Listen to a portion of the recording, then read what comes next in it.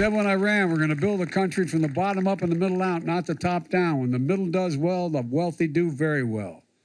So this law is about more than rebuilding our infrastructure. It's about rebuilding the middle class, something John knows a lot about and talks a lot about. Joining me now, ABC's Karen Travers, also Elizabeth Shulze here in our nation's capital. Karen, so what was the president's message today? Yeah, Kira, the president is pushing the bipartisan infrastructure law and trying to tell Pennsylvania voters what Democrats have done for them, saying that we are rebuilding roads and bridges. And that bridge right there is one that the president was at in January, right after it collapsed. He said he's going to be back after the bridge is finally finished in order to walk across that sucker, as he put it. And it was a double event. He's there to campaign for John Fetterman. A couple brief mentions of John Fetterman, but he's there to try and help boost him across the finish line ahead of the midterm elections. But, Kira, it's tough because the bipartisan infrastructure law is giving a lot of money to states and local communities, but it's a slow process. So you're not out there right now cutting ribbons on those roads and bridges. You got to start talking about it, though, and saying the money's coming and it's going to help your communities. One of the ways the president is trying to make it a campaign message is to say there are a lot of Republicans that did not vote for this legislation, but now they're all calling and writing the White House saying, here's what we would like for our districts, here are the projects that are important for us, and here's the money we would like. So the president kind of making a joke about it, saying he didn't realize how many socialists were in the Republican caucus because suddenly they all like the infrastructure law.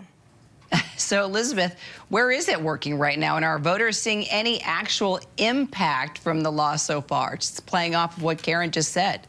Yeah, well, remember, this was a $550 billion law, and it's going to take some time for that money to trickle down into the state and local governments that are in charge of actually executing these plans. It was for rebuilding roads, bridges, airports, high-speed internet, electric vehicles. All of those are pretty big projects that are going to take some time. But the president, in pointing out the dollars toward Pennsylvania alone, said there is $5 billion already trickling into Pennsylvania. He said that there are 2,400 bridges across the country that are underway right now as far as repairs. But absolutely right, as Karen points out, it takes a little bit of time to do that work, and it's hard to just stand in front of a bridge that still is broken and to make the case that it's going to be fixed, especially with the elections now just less than 3 weeks away, Kira. So, Karen, just a handful of Democratic candidates have actually appeared publicly with the president so far with those sagging poll numbers. Why are Democrats keeping their distance still from the president? Is there more to it? And why do you think Fetterman made a different choice today? Yeah, I mean, the poll numbers right there. You know, you don't want to necessarily tie yourself to a president whose poll numbers are at best in the low 40s, at worst in the upper 30s right now. You want to try and make it about your own race, local issues, and separate yourself from an unpopular president. John Fetterman making a different choice. He's one of the rare Democrats who is campaigning with the president. It's a critical state for Democrats right now. They really need to win Pennsylvania in order to keep control of the Senate. You have that event in Pittsburgh, and then the president goes on to Philadelphia to raise some significant campaign money for John Fetterman. So perhaps that's part of the calculation. I'll appear with you in the western part of the state, and you're going to raise money for me in the eastern part of the state. But, Kira, in a big sense, the way the president is approaching the midterms is very different than his predecessors. Now, look, Donald Trump loved campaign rallies. He did more than 24 of them ahead of the midterm elections in 2018, but he really enjoyed that.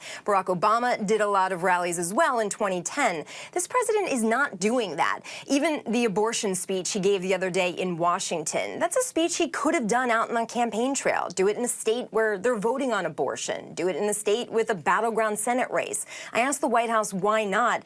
Kira, they say he's talking about these issues on the campaign trail, and they feel he's out there stumping in his way. He's certainly not doing it, though, with big splashy rallies to really rev up Democrats. And Elizabeth, what's next for the president on the campaign trail now?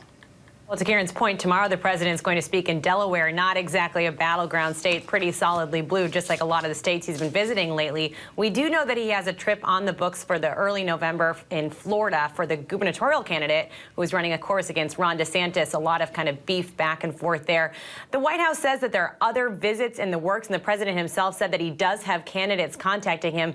But it is notable that a lot of these Senate candidates, particularly in the battleground states, are keeping a distance from the president now, saying they're focusing on their own races at home and perhaps not wanting to have the president by their side in a formal campaign event, at a rally, or even in a private fundraiser too, Kira. All right, Karen, Elizabeth, thank you, ladies, very much. Hi, everyone. George Stephanopoulos here. Thanks for checking out the ABC News YouTube channel. If you'd like to get more videos, show highlights, and watch live event coverage, click on the right over here to subscribe to our channel. And don't forget to download the ABC News app for breaking news alerts. Thanks for watching.